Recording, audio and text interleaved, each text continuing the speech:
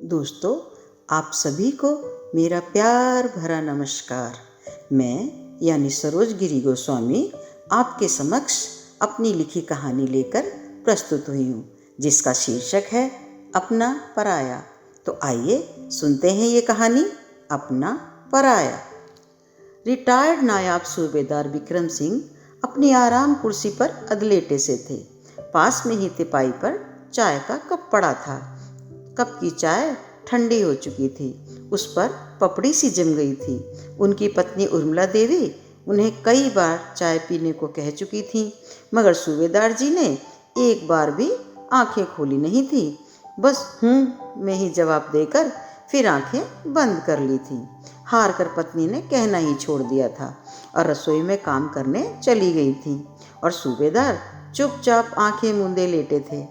एक सुंदर फ्रेम उनके सीने से सटा था। यह कोई छोटा सा फोटो फ्रेम था। उनकी इसी खामोशी से उर्मिला को चिढ़ सी थी। वह कभी कभी खींच भी जाती थी। वह चाहती थी कि विक्रम सिंह अपनी परेशानी, अपना दुख उसके साथ बांटें, उससे साझा करें, लेकिन सूबेदार अपने सभी गम अपने में ही समेट लेते थे। वे अपना दर्द, अपने दुखते घाव किसी को नहीं बता पाते थे। बस खुद ही अकेले अकेले उस दुख से दुखी होते रहते थे। दरअसल वे एक फौजी थे, और फौजी का काम ही होता है खुद को जिंदगी के अनेकों गम झेलते रहना, मगर दूसरों को हमेशा सुख दें। उनके दुख में दुखी तो हो, मगर अपने दुखों को खुद ही हंसते हंसते झेल जाएं। किसी को एक मुस्कान देने के लिए अपना सब कुछ दांव पर लगा दें, पर खुद न किसी को अहित करें न होने दें। तभी तो वह सीमा पर भी अपने प्राणों को दांव पर लगाकर दूसरों को सुरक्षा व खुशी दे सकें। और वही विक्रम सिंह ने फौजी जीवन जीकर सीखा था। चौधरी विक्रम सिंह को फौज से रिटायर्ड हुए अभी 4-5 साल ही गुजरे थे। अब तक चौधरी पूरी तरह से अपनी जिंदगी में रम चुके थे। उन्होंने दिल्ली में घर बना लिया था, और वे अपनी पत्नी व बेटे बहू के साथ रह रहे थे। ऊपर की मंजिल उन्होंने किराए पर उठा दी थी। बेटा किसी कंपनी में नौकरी पर अच्छा पैसा कमा रहा था।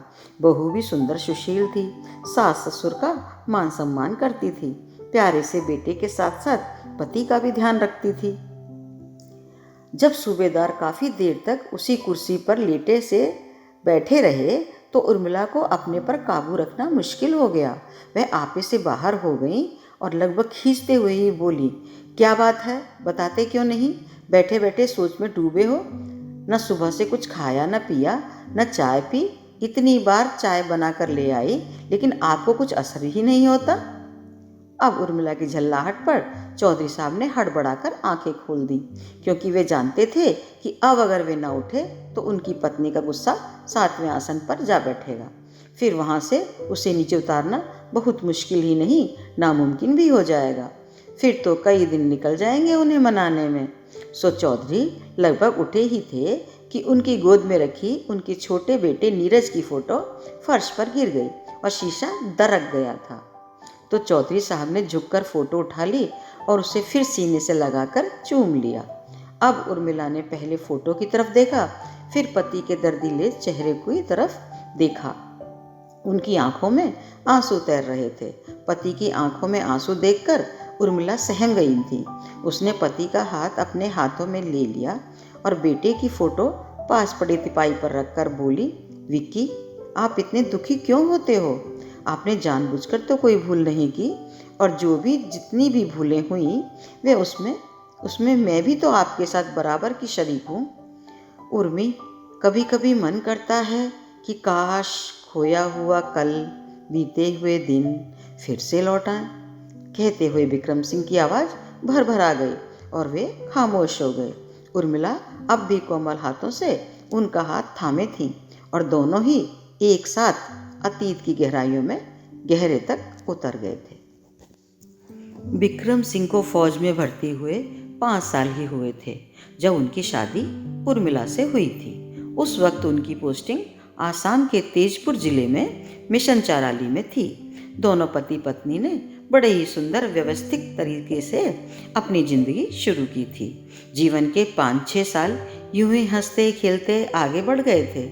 उनके घर में सब कुछ ठीक ही था, लेकिन एक ही बहुत बड़ी कमी थी कि उनकी कोई संतान न थी।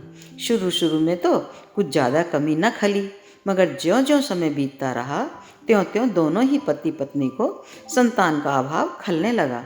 वे तो किसी तरह से मन को समझा भी लेते थे, लेकिन उनके माता पिता उन पर चौतरफा दबाव बना रहे थे। वे जब भी खुशी खुशी छुट्टियां बिताने अपने गांव रोहतक आते तो आस पड़ोस की चाची ताई उनकी पत्नी के पास बैठ जाती और उनके घर संतान न होने का अफसोस जताती। कोई तो सर्तिया इलाज करवाने का दम भी भरने लगती थी, तो कोई पीर फकीर के पास ले जाने की सलाह देती थी। अब तो उर्मिला की सास भी उन सब में शामिल होकर बेटा बहू पर दबाव डालने लगी थी। एक बार विक्रम सिंह छुट्टी आए तो माँ ने उन्हें घेर लिया और पूरी तरह से दबाव बनाया कि वे दोनों पति पत्नी अपनी डॉक्टरी जांच कराएं। अगर बहू में कोई कमी होगी तो उसका इलाज कराएंगे, और इलाज से भी ठीक ना हुई तो फिर विक्रम की मजबूर होकर दूसरी शादी करा देंगे। सास की ऐसी बातें सुनकर उर्मिला सन्न रह गई थी, लेकिन उसने किसी तरह से मन को समझा लिया था कि वह पति के साथ जांच कराने को तैयार हो गई थी। मगर मन ही मन भगवान से मनौती मान रही थी कि हे प्रभु, या तो कोई कमी ना निकले और जो निकले भी तो उसका इलाज हो सके। दोनों पति पत्नी की जांच हुई। जांच में उर्मिला में कमी पाई गई। डॉक्टर ने रिपोर्ट देते समय कहा था कि उनकी पत्नी के मां बनने के चांस बहुत कम हैं, मगर कुदरत का करिश्मा होते देर नहीं लगती। लेकिन कोई चमत्कार ना हुआ तो मां वह नहीं बन सकती। साथ ही डॉक्टरों ने सलाह दी कि इस परिस्थिति में तो कोई बच्चा गोद लेना ही उचित होगा। आगे जैसे वे ठीक समझें, जो मुनासिब हो करें। रिपोर्ट पाते ही विक्रम सिंह के पैरों तले से जमीन खिसक गई। वे समझ नहीं पा रहे थे कि क्या करें क्या ना करें। वे कई दिनों तक इसी पशोपेश में पड़े रहे। उनके माता पिता हर दिन उनकी रिपोर्ट की जानकारी मांगते, मगर वे साफ टाल जाते। अभी वे रिपोर्ट लेकर नहीं आए हैं, ऐसा वे कह देते। दरअसल विक्रम सिंह को डर था कि यदि उनके माँ बापू ये जान गए कि कमी उनके बेटे में नहीं उनकी बहू में है, तो वे आनन फानन बेटे का दूसरा ब्याह करा देते। फिर विक्रम सिंह उनके सामने हार जाते, परास्त हो जाते, और उनके खानदान में यह पहले भी हो चुका था। दरअसल उनके काका निसंतान ने थे और संतान की चाहत में उनकी भी 3-3 शादियां कराई गई थी।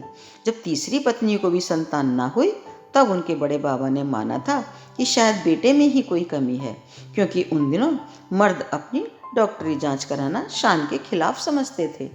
वे ये मानकर ही चलते थे कि उनमें तो कोई कमी हो ही नहीं सकती। सो विक्रम सिंह जानते थे कि पिता जब जान जाएंगे कि विक्रम में कोई कमी नहीं, तो वे जानबूझकर उनकी दूसरी शादी करने की सोच ही नहीं सकते हैं।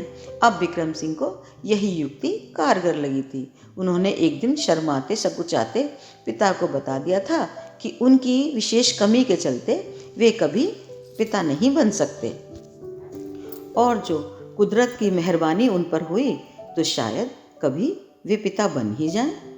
उस दिन पूरा परिवार सदमे से बेदम था। माता पिता को तो उस दिन आघात सा लगा था। अत्यंत दुख के कारण वे कुछ बोल नहीं पाए थे। विक्रम सिंह ऊपर से बिल्कुल शांत थे, मगर अंदर से उन्हें केवल यही दुख लग रहा था कि पहली बार जिंदगी में इतना बड़ा झूठ बोला है। फिर एक तरफ तसल्ली भी थी। उन्होंने यह झूठ किसी को नुकसान पहुंचाने के लिए नहीं बोला, बल्कि अपने सिर पर लटकती शादी की नंगी तलवार से बचने के लिए बोला है। अगर वे झूठ का सहारा ना लेते तो उर्मी से बिछुड़ना लाजिमी था। अब जब सभी जान गए कि उन्हें शायद संतान नहीं भी हो सकती है, तो सभी ने एक मत से फैसला लिया कि अब रिश्तेदारी में ही कोई लड़का गोद लिया जाए, जिससे विक्रम सिंह का वंश आगे चल सके। हालांकि विक्रम और उर्मिला स्वयं बच्चा गोद लेने का मन बना चुके थे, लेकिन वे किसी रिश्तेदारी का बच्चा गोद लेने के पक्ष में नहीं थे। वे जानते थे कि कोर्ट की लिखा पढ़ी के बाद भी रिश्तेदार बच्चे पर अपना हक जमा सकते हैं। इस बात को लेकर कई बार विक्रम सिंह और उनके माता पिता में तनातनी रही। दोनों तरफ से तर्क वितर्क होते रहे।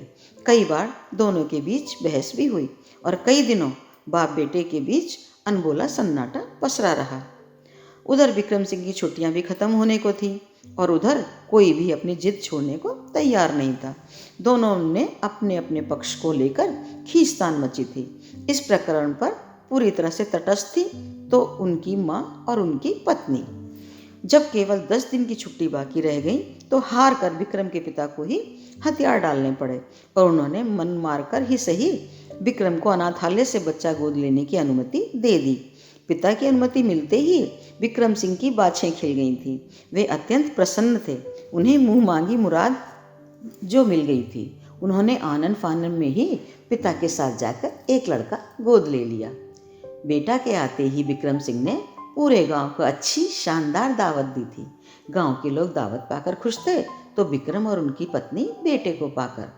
आज विक्रम सिंह के परिवार जो पूरा हो गया था और वे खुशी खुशी अपनी पोस्टिंग पर वापस आ गए थे। उन दिनों विक्रम सिंह की पोस्टिंग जयपुर में थी। सरकारी आवास मिला हुआ था और वे अपने परिवार के साथ उसमें रह रहे थे। उनका गोद लिया बेटा धीरज जब 3 साल का हो गया था।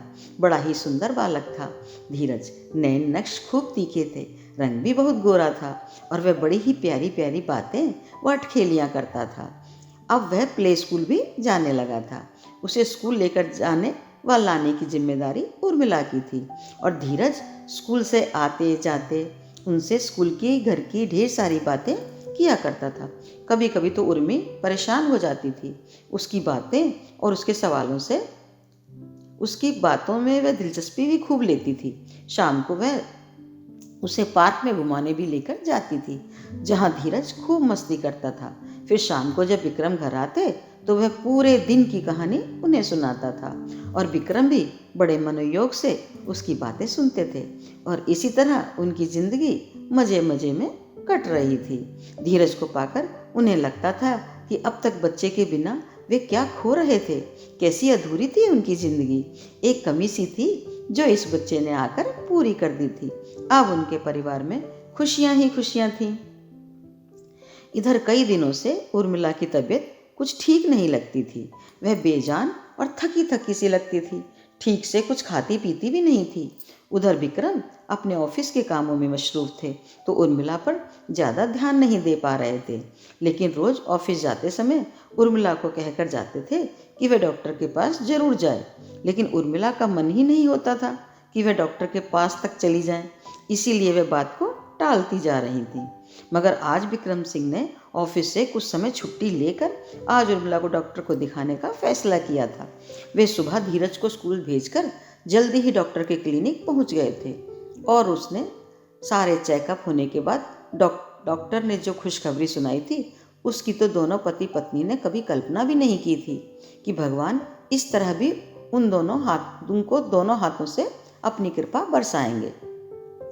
वह भी शादी के इतने समय बाद। उर्मिला को तो अपने कानों पर विश्वास ही न हुआ था कि वह जो सुन रही है वह सब सच है। उसके कानों को धोखा नहीं हुआ है। दरअसल उर्मिला माँ बनने वाली थी। यह खबर सुनते ही पति पत्नी की आंखें खुशी से छलछला आई थीं। उन्हें अपने पर यकीन ही नहीं होता था।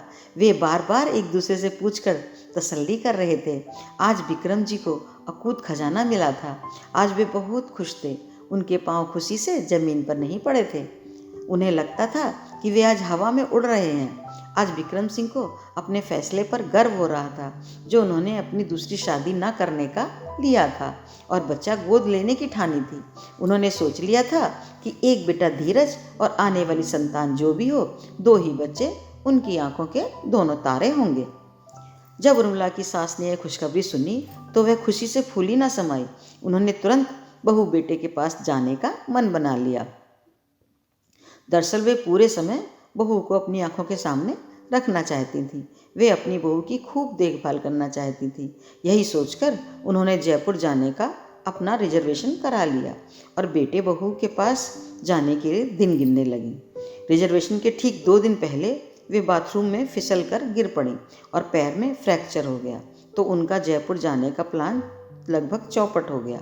उधर बहू को किसी अनुभवी की जरूरत थी जो कदम कदम पर उसका मार्गदर्शन करे। दरअसल वह शादी के इतने दिनों बाद माँ बन रही थी तो कोई रिस्क लेना नहीं चाहती थी। वैसे तो हर समय सजग रहती थी और समय समय पर अपना चेकअप कराती रहती थी, फिर भी वह किसी अपने बड़े बूढ़े के साथ चाहती थी। अब ऐन वक्त पर सास को चोट लगने से उर्मिला ने बुआ सास को बुलाने का फैसला तो लिया था। वैसे तो उसकी बुआ सास ठीक ही थी, पर शरीर से भी अभी हष्ट पुष्ट ही थी, मगर उसमें एक कमी थी।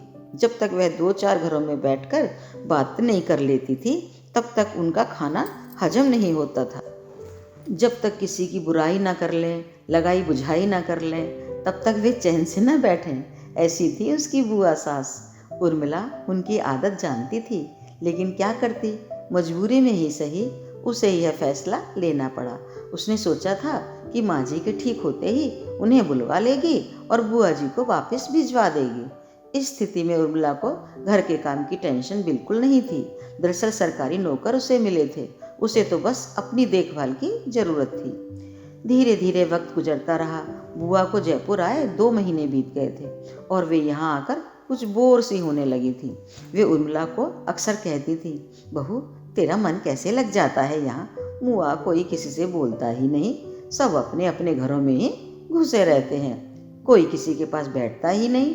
हमारे गांव में तो मेरी चारपाई चौपाल पर पड़ते ही सभी अपनी अपनी खाट लेकर आ जाती थीं।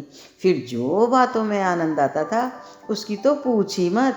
कब सुबह से दोपहर होती थी और कब दोपहर से शाम पता भी न चलता था।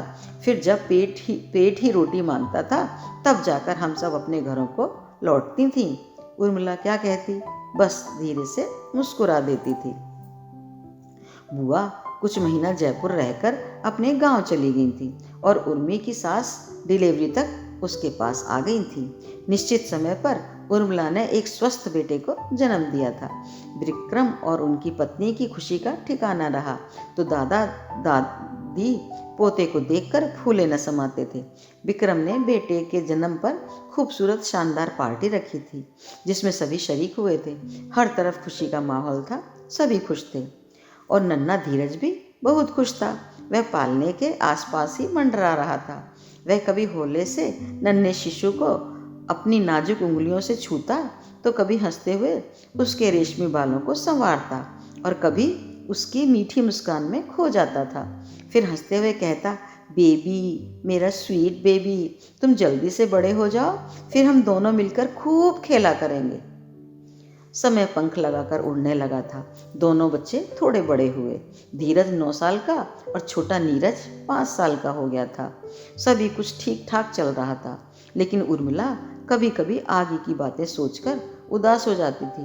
वह अक्सर विक्रम को कहती कि धीरज को उसकी असलियत बता दो, लेकिन विक्रम यह कहकर टाल देते थे कि धीरज अभी छोटा है, अभी वह क्या जान पाएगा अपने पराये का भेद। उसका नन्हा सा मन मस्तिष्क समझ पाएगा जो उर्मिला उसे बताने को कहती है। लेकिन उर्मिला भी तर्क देती थी कि यदि उसे किसी बाहर वाले से उसकी असलियत पता चली तो अनर्थ हो जाएगा। क्या उसका मन इस आघात को सह पाएगा?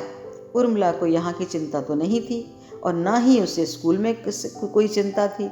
उसे चिंता थी तो बस तब जब वह दोनों बच्चों को लेकर छुट्टी जाती थी और धीरज को एक पल को भी वह अकेला नहीं छोड़ती थी। यहाँ तक कि वह धीरज को अकेले किसी के साथ कहीं जाने भी नहीं देती थी। उसका हर समय यही खतरा रहता था कि कहीं कोई धीरज को उसकी असलियत बता न दे। इसीलिए वह जितने दिन भी छुट्टी काटने गांव आती तो उसकी जान सूली पर ही लटकी रहती थी। कभी कभी उर्मिला सोचती ही थी कि विक्रम को बिना बताए वह धीरज को सारी बातें शांति से बता दे, उसे समझा दे। लेकिन जब भी वह धीरज को बताने के लिए अपने आप को तैयार करती थी, तभी अगले ही पल वह पीछे हट जाती थी। उसे लगता कि कहीं धीरज का कोमल दिल आहत ना हो जाए। यही सोचकर वह चुप्पी साध लेती थी। इस बार धीरज का 10वां जन्मदिन गांव में मनाने का विक्रम और उर्मिला ने मन बनाया था और निश्चित समय पर वे छुट्टी लेकर अपने गांव आ गए थे। सुबह उन्होंने सत्यनारायण भगवान की पूजा रखी और दोपहर को प्रीति भोज का आयोजन किया गया था। विक्रम सिंह ने दिल खोल कर खर्च किया था इस पार्टी में। धीरज का जन्मदिन खूब धूमधाम से मना था और शाम को उर्मिला और विक्रम सभी घर वालों के साथ धीरज को उसके जन्मदिन पर मिले उपहार देख रहे थे। पूरा हॉल अभी घर बाहर वालों से भरा था। सभी बोल बतिया रहे थे और चाय नाश्ता का आनंद ले रहे थे। खुशी का माहौल था कि अचानक रंग में भंग डल गया और वही हुआ जिसका उर्मिला को डर था। धीरज बड़बड़ाता हुआ फ्रंटियर मेल की तरह हॉल में घुसा और रुआंसा होकर बोला, मॉम, डैड, मैं आपका बेटा नहीं हूँ क्या? कहकर दो नन्हे मोती आंसू बनकर उसकी आंखों से झलक पड़े।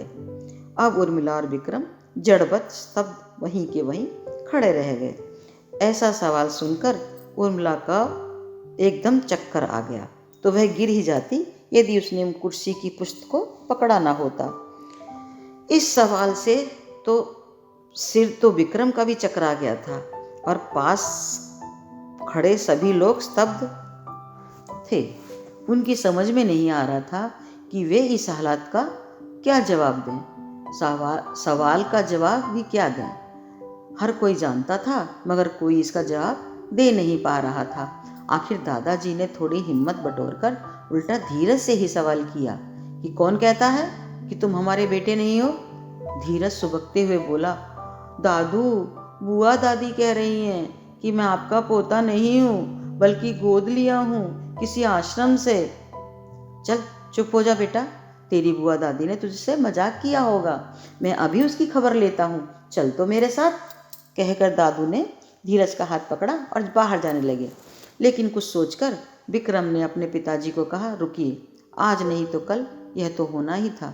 मैं तो सोचता था कि धीरज थोड़ा और बड़ा हो जाए, फिर मैं और उर्मिला खुद बताने वाले थे, मगर क्या जानते थे कि यह बात कुछ इस तरह इसके सामने आएगी।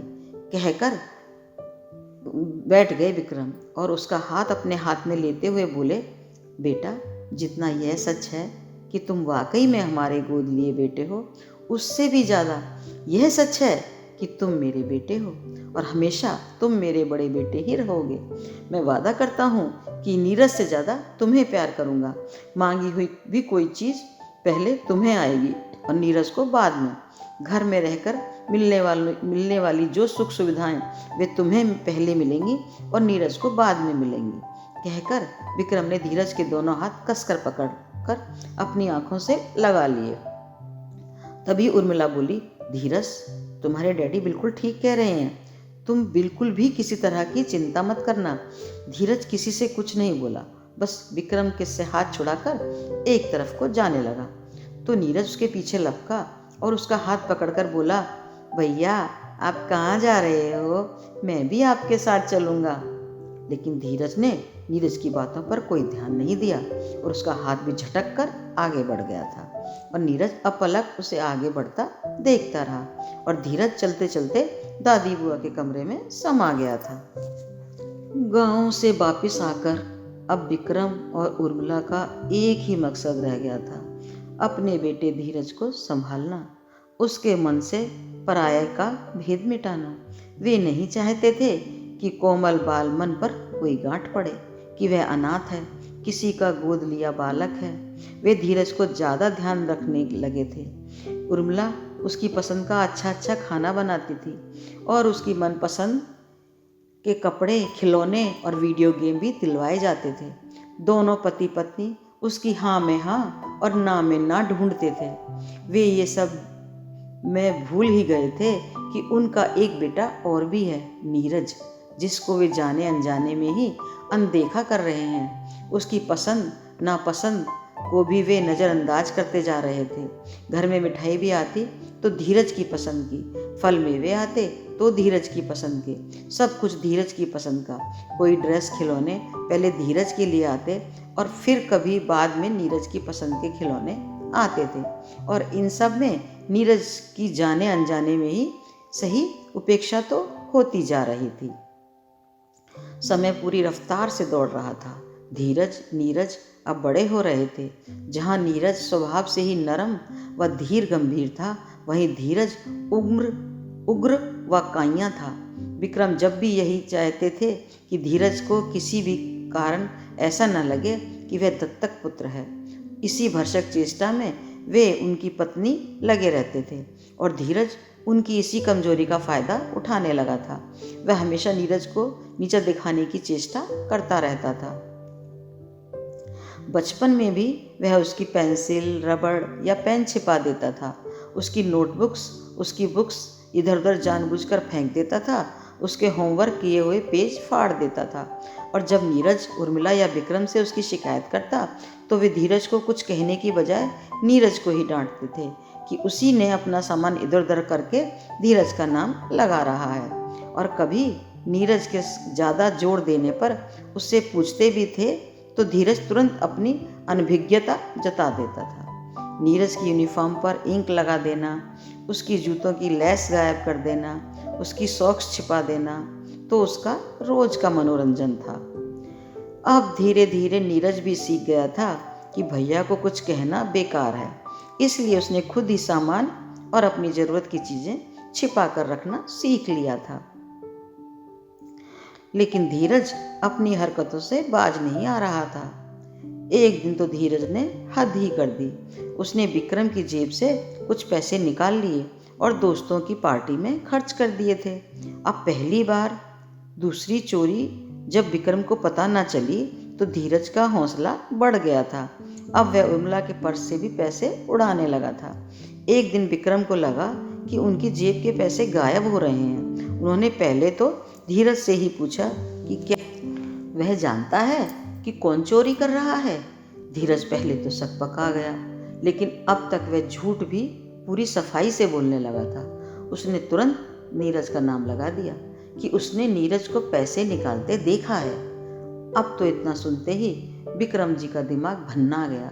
वे उसकी बातों पर विश्वास कर नीरज के कमरे में जाने लगे तो धीरज समझ गया कि अब नीरज तो पिटा ही पिटा, और जो उसने नीरज पर चोरी का इल्ज़ाम थोपा है वह भी सच ही सिद्ध होगा, क्योंकि नीरज आज ही विक्रम के जन्मदिन पर देने के लिए एक सुंदर सा बैग लाया था, अपनी पॉकेट मनी से पैसे बचा बचा कर। विक्रम बोले, नीरज कहाँ हो तुम? चिल्लाते हुए उसके कमरे की तरफ बढ़ रहे थे। उनको गुस्से में चिल्लाते देख उर्मिला भी वहीं आ गई थी। वह बोली, क्या हुआ, क्यों नीरज को पुकार रहे हो? कहती हुई वह विक्रम के साथ चल दी। विक्रम नीरज के कमरे में जैसे ही पहुंचे तो नीरज डैडी को आते देखकर सटपटा गया। दरअसल उस समय वह उनका गिफ्ट पैक कर रहा था। वह अपने डैडी को सरप्राइज देना चाहता था, इसीलिए उसने बैग जल्दी से बेड के नीचे छिपा दिया। उसकी इस हरकत ने विक्रम को विश्वास दिला दिया कि वह इस चोरी इस लड़के ने ही की है और वह पैसे छिपा रहा है। वह कड़कते हुए बोले, क्या कर रहे हो? नीरज, तुमने ही मेरे पर्स से पैसे चोरी किए हैं ना? अब नीरज डैडी को लगाया झूठा इल्ज़ाम सह नहीं पाया था। वह बोला, डैडी, मैंने कोई पैसा नहीं चुराया और मैं पैसे क्यों चुराऊंगा? मुझे क्या ज़रूरत है पैसे चुराने की? लेकिन विक्रम को लगा कि वह झूठ बोल रहा है। उन्होंने आप देखा नताब नीरज के गाल पर एक थप्पड़ रसीद कर दिया। विक्रम का चाटा खाकर नीरज रोने लगा और बोला, मॉम समझाइए पापा को, मैंने सच में कोई चोरी नहीं की है, कहकर नीरज रोने लगा। और धीरज दूर से बैठा यह तमाशा देखकर खुश हो रहा था। वह जानता था कि अब विक्रम कभी उस पर शक नहीं करेंगे और वह तो बड़े आराम से पैसों पर हाथ साफ करा करेगा और पिटेगा यह नीरज। सोचकर उसके चेहरे पर कुटिल मुस्कान आ गई और विक्रम गुस्से में पैर पटकते हुए कमरे से बाहर निकल गए। इतने में नीरज भी रोता हुआ बेड पर बिछ गया और उर्मिला किंग कर्तव्य विमूढ़ सी वहीं बुत बनी खड़ी रही। फिर उसको बेड के नीचे झांक कर देखा तो वहां से काले रंग का चमड़े का बैग बाहर निकाला तो साथ ही नीरज की टूटी गुल्लक का एक टुकड़ा उसके हाथ लग गया। उर्मिला अच्छी तरह जानती थी कि नीरज अपनी पॉकेट मनी का काफ़ी हिस्सा इसमें जमा करता है। फिर वह और नीचे झुकी तो उसे गुल्लक के और भी टुकड़े मिले, साथ ही एक चमकीला कागज भी मिला जिस पर लिखा था, हैप्पी बर्थडे डैडी। अब उर्मिला समझ चुकी थी कि नीरज सच बोल रहा है। वह अपनी गुल्लक तोड़कर अपने पापा के लिए गिफ्ट लाया था। वह उठी और बेड पर पड़े नीरज के सिर पर हाथ फेरकर सारा किस्सा विक्रम को सुनाने के लिए चली गई और विक्रम चाहकर भी छोटे बेटे को मना नहीं पाए थे। बस यही बात उनके दिल में कील की तरह अंदर तक धंस गई थी कि कहीं धीरज अपने आप को पराया न समझने लगे। वे कभी सोचते कि धीरज की हरकतों पर उसे डांटें, लेकिन फिर लगने लगता कि कहीं उसे यह न लगे कि मैं इनका अपना बेटा नहीं हूँ, इसीलिए ये मुझे डांट रहे हैं। यही सोचकर वे धीरज की गलती को नज़रअंदाज कर देते थे और सोचते थे कि भगवान जरूर इसे सद्बुद्धि देगा और वह खुद ही सीधे रास्ते पर आ जाएगा। मगर ऐसा न होना था, न हुआ। धीरज अपनी राह चलता रहा और नीरज अपनी राह पर चलता रहा। नीरज पढ़ने में बहुत होशियार था। वह हमेशा अपनी क्लास में अव्वल आता था और उसकी उतनी तारीफ नहीं होती थी जितनी तारीफ धीरज को केवल पास होने पर मिल जाती थी। नीरज मम्मी पापा के लिए कुछ भी करता था तो उसे शाबाशी के 2 बोल भी न मिलते थे। विक्रम और उर्मिला चाह कर भी उसकी तारीफ नहीं कर पाते थे और धीरज कोई जरा सा अच्छा काम करके भी खूब शाबाशी पा जाता था। माँ पापा की उपेक्षाएं झेलते झेलते नीरज अपनी मंजिल की तरफ बढ़ रहा था। विक्रम और उर्मिला चाह कर भी बेटे को मनचाहा प्यार नहीं दे पा रहे थे और देखते ही देखते नीरज की पढ़ाई के बाद विदेश में नौकरी करने का बुलावा आया तो उसने मना नहीं किया था। यहाँ उसका कौन था जिसके लिए वह रुकता। धीरज की भी एक प्राइवेट कंपनी में जॉब लग गई थी। विक्रम ने धीरज की मनपसंद लड़की से उसकी शादी करा दी थी और अब तो वे दादा दादी भी बन गए थे। अब विक्रम को लगता था कि अब वे धीरज की जिम्मेदारियों से मुक्त हो चुके हैं। अब वे नीरज को दिल खोल कर गले लगा सकते हैं, उसकी शादी कराकर उसकी हंसती खेलती गृहस्थी बसा सकते हैं। तो अब विक्रम ने फैसला कर लिया था कि वे नीरज को जो खो चुका था उसे लौटा तो नहीं पाएंगे, लेकिन नए सिरे से उससे जुड़ तो सकते हैं। वे इतना सोच ही रहे थे कि टेलीफोन की घंटी घनघना उठी थी। फोन पर नीरज का नंबर देख कर विक्रम की बाछें खिल गई थी। वे कुछ देर तक फोन पर बातें करते रहे, तब तक उनकी आंखों से अश्रुधारा बहती रही। फिर वह फोन क्रेडिल पर रखकर बोले थे, उर्मी, विदेश जाने की तैयारी कर लो, तुम्हारा बेटा बुला रहा है, आजकल में ही टिकट और चेक भेज देगा। उन्होंने तिपाई पर रखी फोटो को चूम लिया और रोते हुए बोले, बेटा मुझे माफ़ कर देना, अब भगवान ने मुझे मौका दिया है अपनी भूल सुधारने का। कहकर वे आंखें मूंद कर फिर से कुर्सी की पीठ टिकाकर बैठ गए थे और अगले ही दिन दोनों का टिकट और पासपोर्ट आ गया था और अकाउंट में एक मुश्त रकम आ गई थी, जबकि बड़े बेटे ने कभी उनके हाथ पर एक धेला भी न रखा था। तभी अनायास ही विक्रम बोल उठे थे, सुन उर्मी, देख, अपना तो अपना ही होता है और पराया तो पराया ही। तभी पास रखा रेडियो गा उठा था कि अपने तो अपने होते हैं। तो दोस्तों, आपको कैसी लगी मेरी ये कहानी, मुझे ज़रूर बताना। तो फिर मिलते हैं एक नई कहानी के साथ। मेरी लिखी कहानी का आप इंतज़ार करें। धन्यवाद दोस्तों।